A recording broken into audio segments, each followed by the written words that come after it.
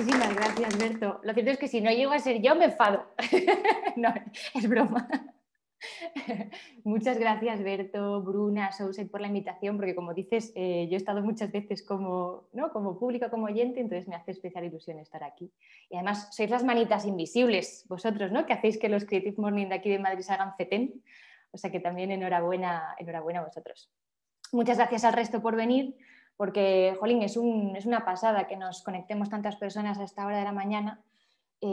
Así que espero que tengáis algo rico, un café, un té, algo dulce. Yo tengo aquí bomboncitos a mi lado y que hagan que pasemos, bueno, pues este ratito como si estuviésemos desayunando juntos en la misma sala, ¿no? Y nada, bueno, pues voy a poner la presentación lo primero, que yo soy incapaz de hacer dos cosas a la vez. Entonces pongo primero la presentación y ahora me pongo a charlar. Vale. Bueno, pues me presento. En realidad el por qué tiene tanto sentido que esté yo aquí hoy como ponente es porque hace un par de años fundé un estudio que se llama Invisible. Y en realidad es un laboratorio de investigación y de diseño desde donde desarrollo mi práctica pues, como investigadora cultural y diseñadora estratégica, ¿no? Así que bueno, que tiene todo el sentido del mundo. Pero bueno, haciendo vista, o sea, poniendo la vista atrás y pensando en cómo desarrollar este tema de la invisibilidad, veo en mi carrera, en mi trayectoria, que viene de largo, ¿vale? Esto es algo que pocas personas saben, y es que ya en mi carrera, cuando yo estudiaba la carrera de diseño, de alguna manera ya tenía una curiosidad y trabajé el concepto de la invisibilidad. Para que veáis, esto es mi tesis final, ¿no? El trabajo final de la carrera, en la que hice pues un libro que estaba impreso con tinta invisible y que podía ser leído con luz ultravioleta. En este caso lo exploré de una manera plástica, matérica, y yo creo que todo eso se ha ido transformando, aunque por supuesto era conceptual, pero ahora mismo creo que esa curiosidad persiste, pero la trabajo y la entiendo de una manera, pues como digo, más conceptual, simbólica, cultural, ¿no? El tema de la invisibilidad. Pero bueno, es algo que me parece como muy curioso y me gusta ver que hay cierta coherencia en todo lo que he hecho durante estos años, que ya casi han pasado unos 10 años de este libro a lo que hago ahora. Así que para definir mejor el por qué este proyecto profesional, ¿no?, este estudio se llama Invisible, también pensándolo, ¿no?, y cómo os lo podía contar, es que después de estos años de experiencia me di cuenta en los proyectos en los que participo, los que he llevado a cabo, tanto de manera individual como en grupo, en los procesos que he hecho, me di cuenta de que siempre hay algo intangible, invisible, como imperceptible, ¿no?, que tiene mucho más que ver con las visiones del mundo de las personas que trabajamos en esos proyectos que el proyecto en sí, que el trabajo en sí. Es decir, la forma que las personas entendemos de qué es un mundo mejor, qué significa mejor, para qué trabajamos, qué estamos intentando transformar, qué futuro cercano es el que perseguimos, qué es lo que hay que solucionar, para quién, quiénes son los que están en esas visiones, ¿no?, que en los trabajos y los proyectos que hacemos. En fin, qué significa éxito, qué persigue el éxito de un proyecto. Todos esos conceptos para mí no son explícitos, ¿no? No los explicitamos, no los hacemos obvios cuando trabajamos, pero todo el mundo que trabaja en un proyecto tiene una visión del mundo, una idea del mundo. Y yo creo que eso da forma a los resultados, a las soluciones, como digo, a los proyectos que llevamos a cabo. Y entonces esto me da a pensar que, bueno, que es algo obvio que ya se está diciendo, pero que el diseño no es neutral en absoluto. Y con diseño me refiero a cualquier práctica creativa. En este caso yo entiendo que hago diseño estratégico o anticipación, ¿no?, diseño de escenarios de futuro, pero bueno, cualquier persona que se dedique a la creatividad, al diseño, a la comunicación, a la publicidad, ¿no?, eso no es neutral. Y creo que es lo suficientemente importante como para pasar por ello y para analizar qué ocurre en esa no neutralidad. Es decir, todos los productos y servicios que utilizamos las sociedades de una manera masiva, los entornos en los que lo hacemos, los objetos que consumimos, todo eso son productos, o sea, son resultados de procesos de diseño que no son neutrales. Entonces, creo que desde Invisible tuve esa intención de explorar esas invisibilidades que dan forma y te das cuenta de que los procesos de diseño, es decir, las personas que pensamos y que trabajamos en ello, estamos como metidas en una especie de cajita invisible de unos limitantes invisibles que tienen mucho que ver con el paradigma y el sistema en el que vivimos. O sea que, bueno, son invisibles, pero también se podían empezar a detectar fácilmente de dónde vienen esas ideas, esos discursos desde el diseño y la creatividad, ¿vale? Así que ahí es nada. Entonces, como puedo estar de aquí al 2024 hablando, y como veis, voy por la slide 2 y no, o sea, no he empezado y ya he soltado muchas cosas, he decidido que voy a enmarcar lo que os voy a contar en el día de hoy hablando sobre 4 invisibilidades, ¿no? Además las intento categorizar, entender y demás, pero bueno, voy a hablar sobre 4 de miles de invisibilidades o formas de ser invisible que hay en el mundo, porque si no, no nos da tiempo. Así que también es una invitación a que exploréis y que penséis qué tipo de invisibilidades hay desde vuestro lado y que, bueno, que esto es algo que está comenzando, ¿no? Y también, para empezar, también os diré que no persigo un rigor teórico, ¿vale? O sea, que en realidad os estoy contando mis locuritas, sino que esto es una investigación artística, personal, subjetiva, y entonces es más bien un viaje en el que os meto en mi cabeza, más allá de contaros una tesis en la que todo es como muy objetivo y basado en unos hechos muy... No persigo eso y ahora veréis el porqué. Así que lo que os voy a traer en el día de hoy, quiero que exploremos juntos y juntas este tipo de invisibilidad. Oye, esperad que... A ver, no me veo... Bueno, más o menos de la pantalla es que veo aquí a todo el mundo, pero bueno, lo prefiero ver las caritas. Vale, pues voy a hacer un viaje en el que vamos a pasar por lo invisible cuando es aquello que nos es lejano, que está alejado de nosotros. Lo invisible cuando es aquello que tiene una escala distinta a la del ser humano. Invisible es aquello también que está peyorizado, que peyorizamos, que inferiorizamos de alguna manera. Uy, no sé si existe esa palabra. Bueno, que hacemos inferior. Y lo invisible como aquello que nos es desconocido. Vamos a pasar por estos lugares, ¿vale? Y os voy a explicar, bueno, qué es lo que veo, qué es lo que intuyo en todo esto. Vale. Punto número 1. Aquello invisible como aquello que nos es lejano, ¿no? Que está lejos de nosotros y de nosotras. ¿Alguien ha estado físicamente y conoce en primera persona lugares como este, un cementerio de neumáticos? Este en concreto está en Kuwait y además sirve como de cementerio para los países que están alrededor. Este tipo de plantaciones, mega plantaciones y infraestructuras, ¿no? Agrícolas, que en realidad cambian bueno, que no te das cuenta de la forma que tienen hasta que no lo ves como en un plano distinto. Además totalmente artificial, diré, esto cambia el paisaje de una manera como, ¿no? Haciéndolo artificial. Este tipo de puertos marítimos, terrestres, donde los objetos que consumimos día a día se convierten en, aquí son mercancía pura y dura, ¿no? Es volumen, es más, además, como veis, es un lugar duro, es tosco, es algo violento, ¿no? Parece que te pierdes aquí. O en estos lugares, ¿no? Donde acaban las cosas que no tienen una segunda o una tercera vida en lugares de privilegio. ¿Alguien sabe decir exactamente dónde están, el lugar concreto de un país, un territorio? ¿Alguien sabe cómo funcionan, quién los gestiona? Porque quiero decir, estos lugares están gestionados seguramente por personas, compañías, es decir, no sé. ¿Alguien ha estado? Yo no. Es decir, bueno, yo sé que cerca de Madrid hay ya un cementerio de neumáticos, pero jamás he estado y no lo sé. Yo los veo en fotos, lo puedo conocer y hay algunas de las cosas es de las primeras veces que lo veo, pero yo no he estado aquí anteriormente, ¿no? Y es porque estos lugares que son indispensables para la vida humana, porque es donde o empieza una cadena o donde termina la cadena de las cosas que nos rodean, aunque son lugares indispensables, los hemos desplazado, están lejos. Porque por la escala que tienen, es decir, por el volumen y la extensión de terreno que necesitan, y también porque creo que dicen mucho de la vida humana, de cómo gestionamos la vida, de cómo hacemos, ¿no? La vida en sociedad. Y son lugares que están muy lejos. Y por lo tanto, si están lejos y nunca estamos, no los conocemos del todo. No conocemos cómo funciona la logística de la vida diaria común de las cosas que nos rodean. Yo sé cómo funciona el comprar esto en primera persona. Yo no sé qué ocurre ni antes ni después. Entonces son procesos que están invisibles y hacen que dejemos de conocer de alguna manera el mundo que nos rodea, ¿vale? Pero también hay una forma de lejanía en lo conceptual y es cogiendo el ejemplo de las tecnologías que se están desarrollando ahora mismo, de este nuevo paradigma tecnológico en torno a los metaversos, el Internet y las webs 3.0 y demás.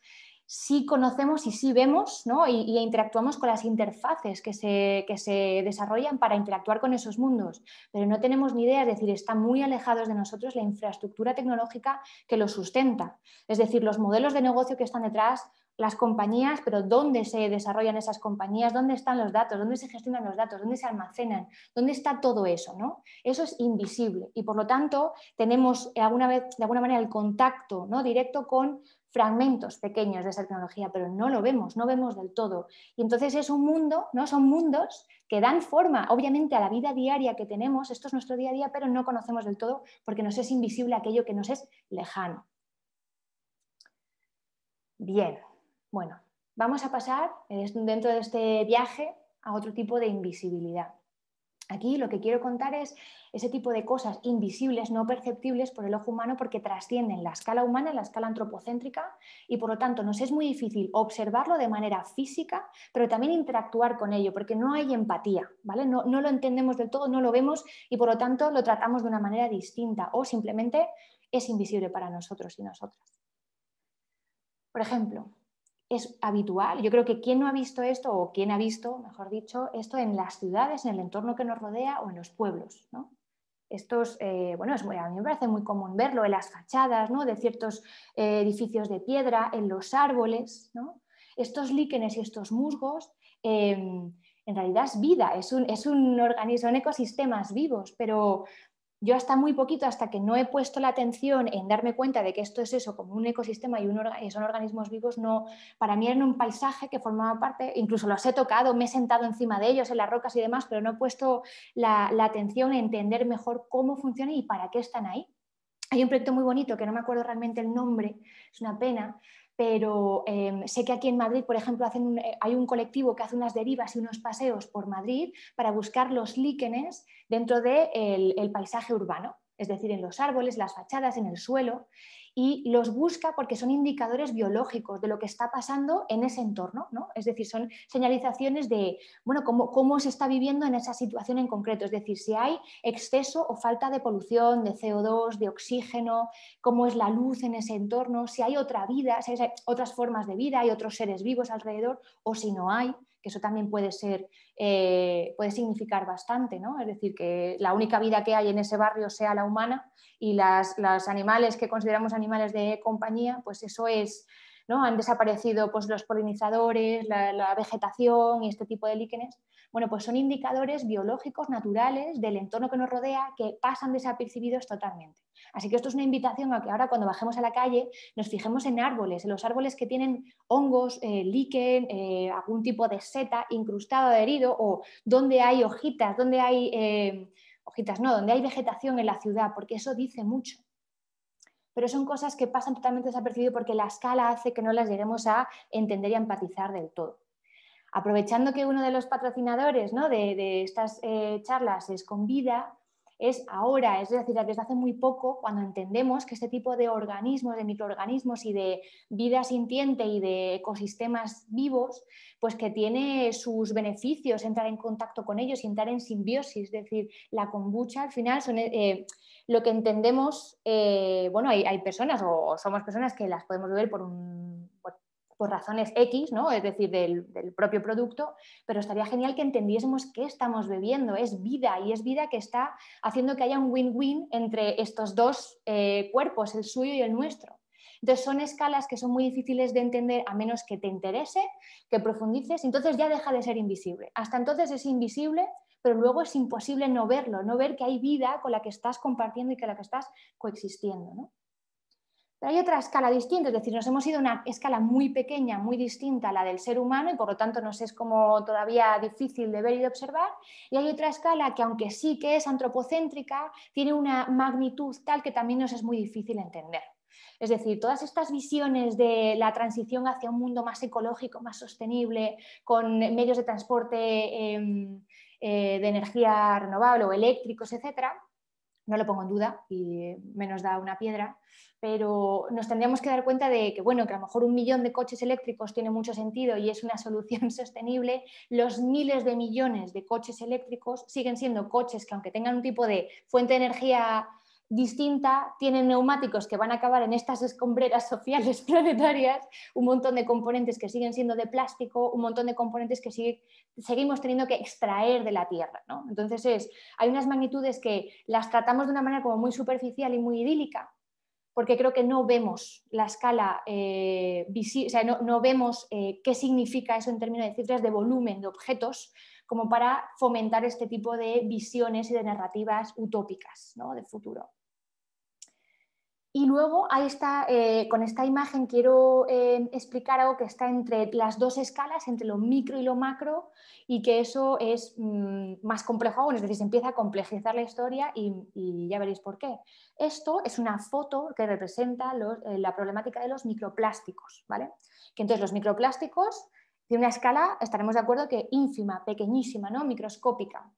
¿Qué ocurre? Que hasta que eso, obviamente, el ojo humano no ha sido capaz de verlo y de intuir que estaba sucediendo, ¿no?, que la estábamos liando tan parda, hasta que hemos desarrollado la tecnología sensible con la que hemos sido capaces, es decir, las lentes con las que hemos sido capaces de analizar el ecosistema y el entorno y darnos cuenta de la que estábamos liando con este material. Pero hasta que no hemos tenido una lente que no es, ¿no?, que ve mucho más allá que el ojo humano, no hemos sido capaces de ver de todo lo que se estaba, bueno, pues de cómo se estaba complejizando y cómo estábamos haciendo este tipo de, bueno, generando esta problemática. Esta problemática, que tiene una escala muy pequeñita y que por supuesto trasciende el ojo humano, a su vez forma parte de una escala mucho mayor, como es la crisis climática. Entonces, esta tiene las dos escalas, es decir, el tamaño material físico y todo lo que eso conlleva. Y es Timothy Morton, que es un filósofo de la ecología, que habla de estas grandes problemáticas, es decir, estas que trascienden la escala humana, tanto que somos incapaces de entenderlo del todo, lo llama hiperobjetos. Los hiperobjetos son, por ejemplo, como el tema de los microplásticos o la crisis climática, dice que son situaciones tan extremas, tan urgentes y tan... pues eso, crisis tan grandes que escapan totalmente el entendimiento humano y que solo somos capaces de ver fragmentos borrosos. Es decir, que dice que incluso el colectivo científico, la comunidad científica, que son los que ponen totalmente el esfuerzo ahí en entenderlo, por el hecho de ser seres humanos, hay una barrera que incluso ahí, o sea, de lo que entendemos por el antropoceno y lo que nos está pasando como crisis climática, aunque sepamos mucho y teoricemos mucho, solo somos capaces de ver fragmentos borrosos de lo que en realidad está pasando. O sea, imaginad la escala tan grande, ¿no?, inconcebible de la situación que vivimos como planeta. Qué triste se está poniendo todo. Ahora voy mejorando la situación, que es viernes por la mañana. Bueno, hasta aquí bien, ¿no? Vale. Bueno, voy a entrar en otro tipo de invisibilidad que me interesa, que creo que es obvia, porque poco a poco la estamos visibilizando y la estamos haciendo eso más visible y como más común, pero sigue siendo algo muy actual y por lo que hay que luchar. Y es que invisible es todo aquello que es peyorizado, ¿no? Voy a explicarlo mejor. Bueno, yo creo que la mejor manera de entender este tipo de invisibilidad es lo que se explica desde una perspectiva de interseccionalidad. Es decir, entender todas estas relaciones y todas relaciones de desigualdad que se pueden generar en las sociedades en cuanto a identidad, género, etnia, clase social, edad, capacitismo, ¿no? Todo lo que se está dando en la sociedad, y es aquello que por un tipo de conveniencia... Uy, ¿se nos ha ido? No. Pensaba que me había desconectado. Vale.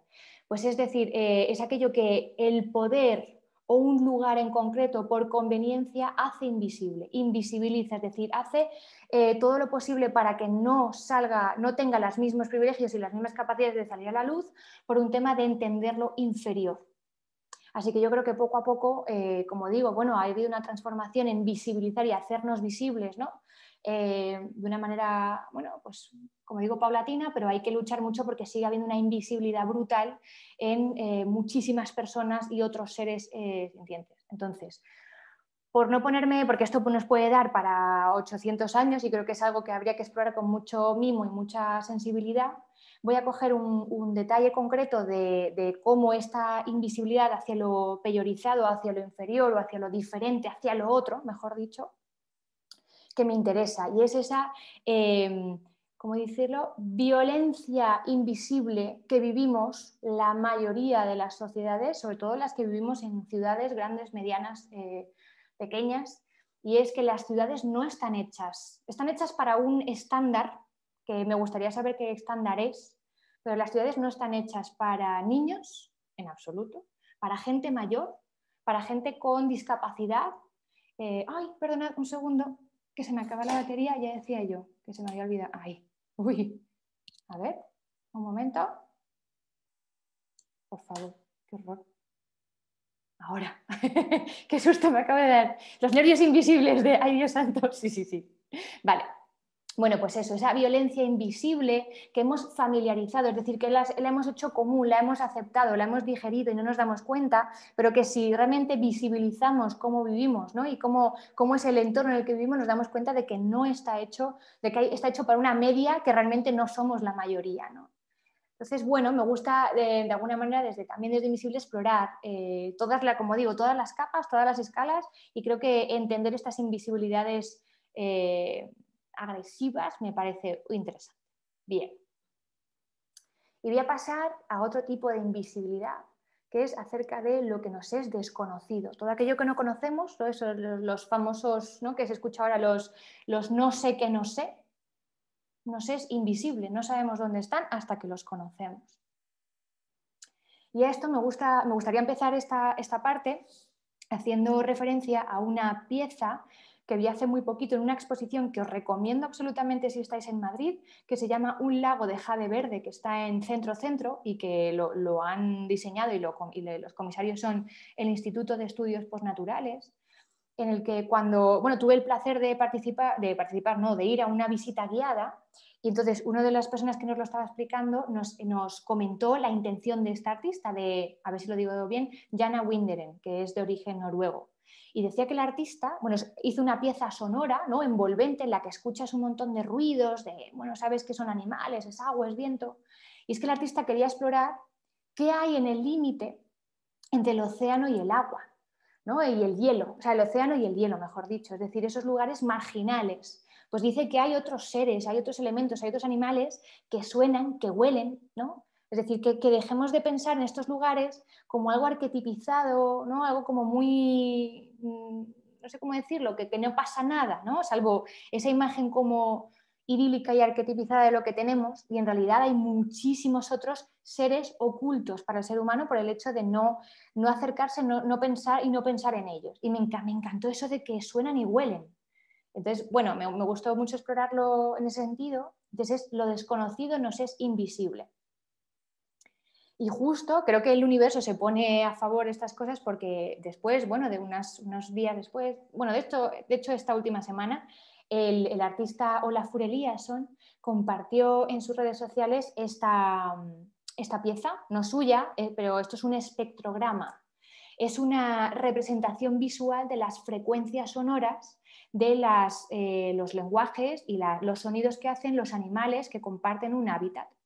Entonces, lo que explica es que los animales, por un tema de adaptación al medio y de evolución con el resto de especies con las que comparten el hábitat, han evolucionado sus lenguajes de llamada, de socorro, de comida, de apareamiento, en frecuencias distintas para no pisarse unos y otros.